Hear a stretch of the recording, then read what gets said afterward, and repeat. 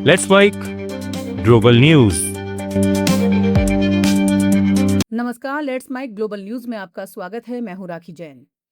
Iran ने फिर से हॉर्मुज स्ट्रेट बंद कर दिया है। इसे शुक्रवार को खोला गया था, लेकिन अब इस समुद्री रास्ते पर पाबंदियां लगा दी गई हैं।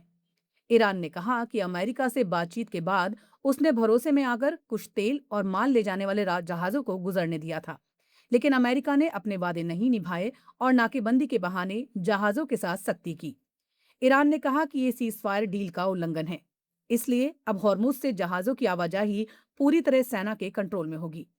ईरान ने साफ चेतावनी दी है कि जब तक अमेरिका उसके बंदरगाहों पर लगी नाकेबंदी नहीं हटाता, तब तक वो हॉर्मुज से जहाजों को गुजरने नहीं देगा।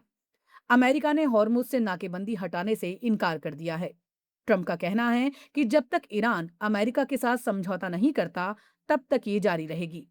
अमेरिका और ईरान की टीमें सोमवार को फिर से पाकिस्तान में बातचीत कर सकती हैं। हालांकि दोनों पक्षों ने अभी तक इसकी पुष्टि नहीं की है। ईरान के सुप्रीम लीडर मोज्तबा खामनेई ने आर्मी डे के मौके पर जारी एक बयान में कहा कि ईरान की नौसेना दुश्मनों को नई हार का स्वाद चखाने के लिए पूरी तरह तैयार है। खामनेई के नाम से जारी ये लिखित संदेश ऐसे समय में आया है जब खामनेई पिछले 6 हफ्तों से सार्वजनिक रूप से नजर नहीं आए हैं और ना ही कोई वीडियो संदेश जारी किया है। अब तक उनके नाम से बहुत कम बयान सामने आए हैं। इराक ने तेल निर्यात को लेकर बड़ी घोषणा की है। देश अगले कुछ दिनों में सभी तेल क्षेत्रों से निर्यात फिर शुरू करेगा। तेल मंत्रालय के प्रवक्ता साहिब बाजून के मुताबिक टैंकरों और बड़ी कंपनियों के साथ निर्यात के लिए बातचीत जारी है और सभी कंपनियों के दरवाजे खुले हैं। उन्होंने कहा, सभी तेल क्षेत्र तैयार हैं और जल्द ही सप्लाई बहाल कर दी जाएगी। इस बीच ट्रांसपोर्ट मंत्रालय ने बताया कि बसरा पोर्ट पर एक बड़ा टैंकर पहुंच चुका है जो 20 लाख बैरल तेल लोड करेगा। हॉर्मुज स्ट्रेट खुलने के बाद ये इराक का पहला तेल शिपमेंट होगा। सीज फायर के बावजूद इजरायल और लेबनान के बीच तनाव कम होता नहीं दिख रहा है। इजरायली सेना ने दक्षिणी लेबनान के बेइत लीव, कंतारा और टूलिन शहरों पर आर्टिलरी से गोलाबारी की। जमीनी रिपोर्ट्स के मुताबिक इन इलाकों में इजरायली बुलडोजर भी सक्रिय है और कई जगहों पर घरों को गिराया जा रहा है। गौरतलब है कि कुछ दिन पहले ही लेबनान और इजरायल के बीच दशकों बाद वॉशिंगटन में पहली बार सीधी बातचीत हुई थी, जिसके बाद सीज फायर का ऐलान किया गया था। ईरान का हवाई क्षेत्र आंशिक रूप से अंतर्राष्ट्रीय उड़ानों के लिए खुल गया है। ये जानकारी सरकारी न्यूज एजेंसी IRNA ने दी है। ईरान के नागरिक उड्डयन प्राधिकरण ने नोटिस जारी कर बताया कि हवाई क्षेत्र और कुछ हवाई अड्डे फिर से खोले गए हैं और उड़ानें धीरे धीरे शुरू होंगी। न्यूज एजेंसी ने कहा, देश के पूर्वी हिस्से का हवाई मार्ग अंतर्राष्ट्रीय उड़ानों के लिए खुला है।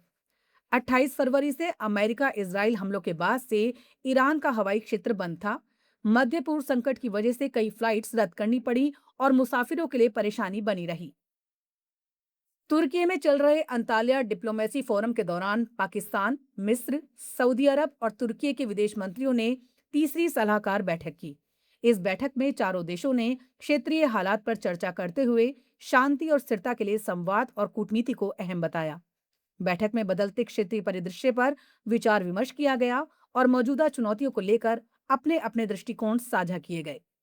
विदेश मंत्रियों ने माना कि क्षेत्र में स्थिरता बनाए रखने के लिए कूटनीतिक प्रयास और बातचीत ही सबसे प्रभावी तरीका है। चारों देशों ने आपसी समन्वय को और मजबूत करने पर जोर दिया। साथ ही साझा हितों के क्षेत्रों में सहयोग बढ़ाने की प्रतिबद्धता जताई। ये बैठक ऐसे समय में हुई है जब वैश्विक और क्षेत्रीय स्तर पर कई मुद्दों पर सहयोग और संवाद की जरूरत बढ़ रही है। समुद्र में दुनिया के सबसे ताकतवर जंगी जहाजों में शामिल अमेरिका का विशाल aircraft carrier USS George H.W. Bush सीधा रास्ता छोड़कर लंबा चक्कर लगा रहा है। ये जहाज अब 1.5 गुना ज्यादा दूरी तय करते हुए अफ्रीका का पूरा चक्कर लगाकर ईरान के करीब पहुंच रहा है। रिपोर्ट्स के मुताबिक रेड सी का रास्ता हूती विद्रोहियों के खतरे से भरा है, जिससे बचने के लिए ये अमेरिकी सुपर कैरियर लंबा रास्ता लेने को मजबूर है। फोर्ब्स की रिपोर्ट के मुताबिक अमेरिकी कैरियर जिब्राल्टर, भूमध्य सागर और स्वेज नहर होते हुए रेड सी से गुजरते हैं, लेकिन इस बार अमेरिकी नौसेना ने यह रास्ता नहीं चुना है। आप सुन रहे थे let's mic more than radio. Follow कीजिए हमें हमारे सोशल मीडिया प्लेटफॉर्म्स पर।